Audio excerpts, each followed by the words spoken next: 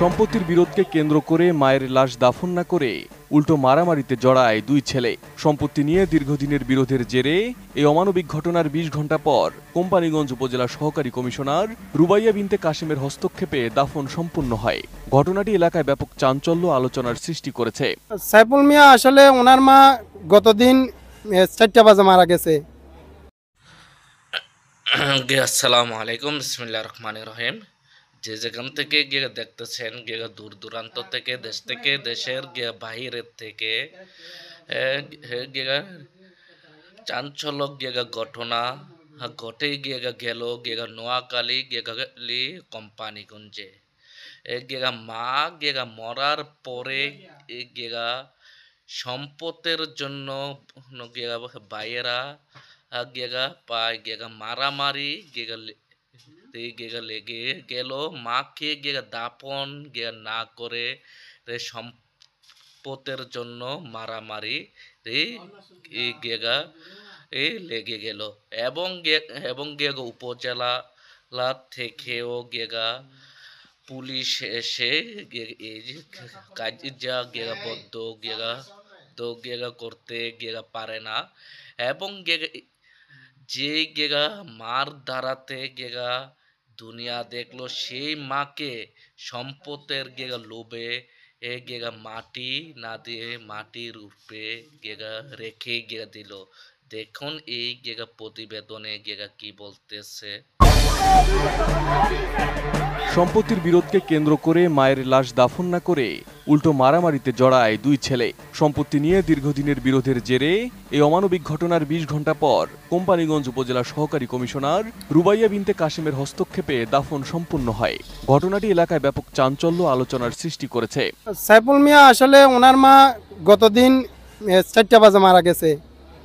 আমরা জানি মহিলার লাশ যত দ্রুত দাফন করে ততই উত্তম, কিন্তু এখন ১১টা বাজে এখনও ওনার লাশ দাফন হয়নি।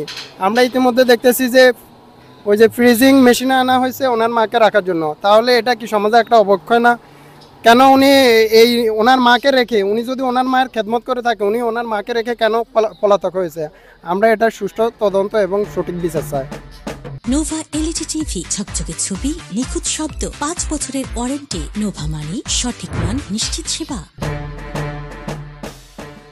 স্থানীয় সূত্রে জানা যায়, নোয়াখালীর কোম্পানীগঞ্জ উপজেলায় শাহজাদপুর এলাকার মৃত মাওলানা সেলামাতুল্লাহর স্ত্রী আমিনা বেগম বুধবার সন্ধ্যা ৬টায় তার মেয়ের বাড়িতে মৃত্যুবরণ করেন।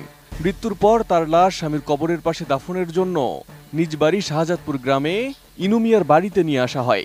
এ সময় তার দু ছেলে নজিবুল্লাহ ও সাইফুল্লাহর মধ্যে সম্পত্তির ভাগ নিয়ে তর্ক বিতর্কের এক পর্যায়ে মারামারি সৃষ্টি হয় এবং মায়ের লাশ দাফনে বাধা প্রদান করে তারা। উনি আমার দাদি হয়, দাদি মারা গেছে।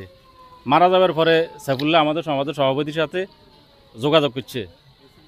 যোগাযোগ করার পরে আমরা সকালে সাইফুল্লাহ সহ আমাদের কাছারি এখানে বৈঠকে বসছি। বসার পরে সবাই বলল একটা সম্পদের অনিয়ম হয়েছে। দাদির থেকে ২০১৬ সালে উনি ২৮ ডিসেম্বর সম্পদ নিয়ে গেছে। নিবার পরে ১৬ ফেরত দিয়েছে, ১২ রয়ে গেছে। এখন আবার ১৯ সালে আসি, তখন যখন ১২ রয়ে গেছে, দাদিরা আমরা প্রশ্ন করছি আমরা সম্পদগুলো তো নজরুল্লাহ কিনে এখন সম্পদগুলো কেন দিচ্ছেন তারে? তো আমার কি জানা হোঙ্গাই লই চলে গেছে। তখন কারণ সমাজের সবাই সাবসৃষ্টি করছি আর সাইফুল্লাহ সম্পদ এগুলা ফেরত দিয়েছে, কিন্তু তারপরে ১২ রয়ে গেছে। এরপরে ২০১৯ সালে আসি আরও ১০ ডিসেম্বর সম্পদ লেগেছে, বোনেরা ১২ লেগেছে, লই যাবার নজরুল্লাহ যখন একটা এখানে দলিল তুলছে। তোলার পরে আমাদের সমাজের সবাই জানাবে, আমার সমাজের সবাই এখানে আসছি। আসার পরে সাইফুল্লাহ এখানে বসে না, আমাদের থ্রেট দে, তোরা সমাজের লোক এখানে কেন এসছো? আমরা সম্পত্তি আমরা বুঝুম, তোরা এখানে আসিস না কেউ। দাদিরে আমরা করছি, করার পরে এখানে আসি আঙ্গরে হুমকি তুমকি দিয়ে ২টা মামলা দিয়েছে। এখনও মামলা ২টা চলমান আছে, যে প্রায় মনে ৫ থেকে ৬ মিনিট আমরা মামলা হাজিরা দিই। সমাজের সভাপতি সেক্রেটারি আরও ২জন মিলেই মোট এই ৪ জনের নামে মামলা দিছে। মানে আঙ্গরে থামা লাগবে, সম্পদ আয় লই গেছি, লই যাবো, তোরা কি করবি? এ ঘটনায় এলাকার লোকজন তাদেরকে দাফন সম্পূর্ণ করতে অনুরোধ করেও ব্যর্থ হয়। পরে সংবাদ পেয়ে কোম্পানীগঞ্জ উপজেলা সহকারী কমিশনার রুবাইয়া বিনতে কাশেম ঘটনাস্থলে গিয়ে দুই ছেলের মধ্যে সমঝোতা করে বৃহস্পতিবার দুপুর ২টায় দাফন সম্পূর্ণ করার ব্যবস্থা করেন। এখানে সমস্যা হলো আমার বাড়িতে আমার টাকা দিয়ে সম্পদ কিনে হয়েছে আমার মার নামে। কোনো কারণে আমি আমার মাকে বিশ্বাস করে রাখছি। আমার ভাই আমার বোনেরা তারা ষড়যন্ত্র করে আমার মাকে ফুসলাইয়া আমার মাকে জোর জবরদস্তি করে দুইবার জমি রেজিস্ট্রি করে নিয়ে গেছে। প্রথম 16 ডিসেম্বর নিছে, পরে এটা অফিস করছে সমাজের সাবে অফিস করার পরে আবার মাকে ফলবন দিয়ে মাকে আমার কাছে বলছে যে আমাকে জোর জবরদস্তি করে জিম্মি করে আমার থেকে 10 ডিসেম্বর সম্পত্তি আবার নিয়ে গেছে, বোনেরা 612 নিয়ে গেছে, আমাকে দেয় নাই। আমি সমাজে স্মরণাপন্ন হয়েছি, সমাজ আমার যথেষ্ট সহযোগিতা করছে, এটা ভালোর জন্য চেষ্টা করছে। এখানে এদেরকে বুঝাইছে যে এটা আমরা সমস্যার সমাধান করেন। এরা আত্মীয় স্বজন সব ভাই বোন একজোট হইয়া এরা সমাজের কোনো মূল্যায়ন করে নাই, সমাজের কোনো কথার মূল্যায়ন করে নাই। এই জন্য সমাজবাসী তাকে সমাজ বন করে দিছে।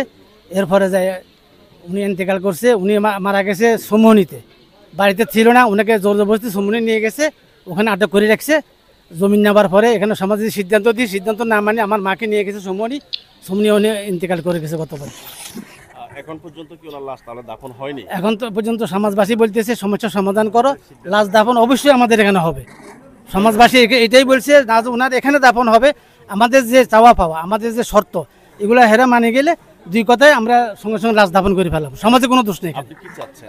আমি চাচ্ছি সমস্যার সমাধান, যেটা হয়ে গেছে।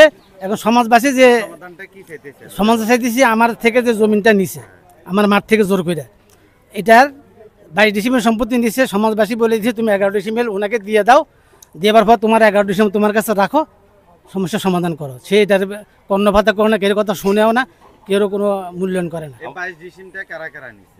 22 ডিসেম্বর নিচ্ছে সে আমার ভাইয়ে একাই, 2 জায়গায় 22 ডিসেম্বর নিয়ে গেছে। 10 আর 6 দিছে, 6 দিছে, 22-এর মধ্যে নেই। ওরা অতিরিক্ত আরো 6 নিছে। আপনার ভাই তো এখন পর্যন্ত আসতেছে না। আসলে ঠিক কি জন্য আসতেছে না? সে এবার জানে কি জন্য আসতেছে না, তার লোকজন আছে, কি পরামর্শ দিতেছে না দিতেছে, এটা তো আমরা জানার বাহিরে। স্থানীয় সমাজের সভাপতি মাওলানা বিল্লাহ জানান, নজিবুল্লাহ ও সাইফুল্লাহর মধ্যে মায়ের সম্পত্তি নিয়ে দীর্ঘদিন ধরে বিরোধ চলে আসছে। এ বিষয়ে সমাজে একাধিকবার বসে মীমাংসার চেষ্টা করেও কোনো সমাধান না হওয়া এই ঘটনা ঘটে। এই সমাজে নজিবুল্লাহ সাইফুল্লাহ নামক 2 ভাই বাস করে।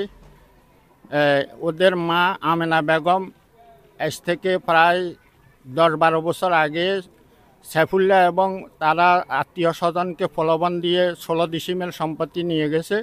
পরে সামাজিক চাপে সেটা প্রত্যাহার করছে।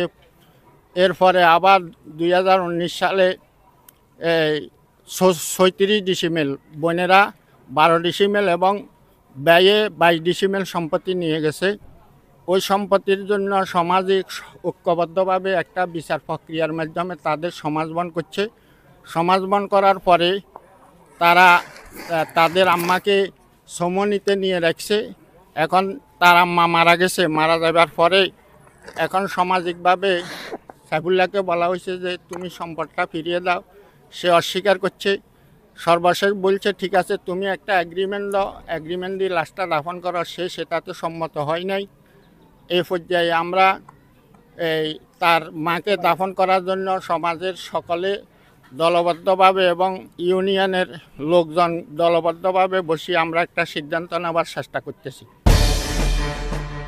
এ বিষয়ে কোম্পানীগঞ্জ উপজেলা সহকারী কমিশনার বলেন, খবর পেয়ে তিনি ঘটনাস্থলে গিয়ে দুই পক্ষকে বুঝিয়ে সমঝোতার ব্যবস্থা করেন। পরে দুপুর 2টায় লাশ দাফনের ব্যবস্থা করা হয়।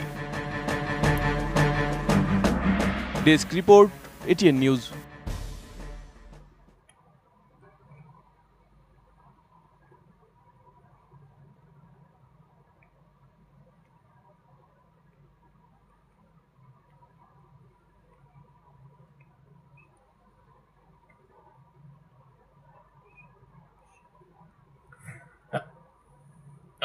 আসসালামু আলাইকুম।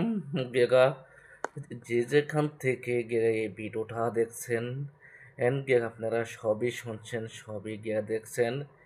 কিরকম গেগা কুলাঙ্গার সন্তান হলে গেগা মায়ের গেগা লাশ মাটির উপরে রেখে সন্তান গেগা সম্পদের জন্য গেগা মাকে গেগা মাটির উপরে রাখতে পারে, এরকম কুলাঙ্গার সন্তান গেগা কখনো গেগা বাংলার মাটিতে গেগা দেখি নাই। এবং গেগা আপনাদের বিস্তারিত মতামতগুলা মেসেজের মাধ্যমে জানিয়ে দেবেন এবং গেগা সবাইকে দেখার সুযোগ গেগা করে দেবেন। গেগা এবারের মতোই বিদায় নিচ্ছি। আসসালামু আলাইকুম।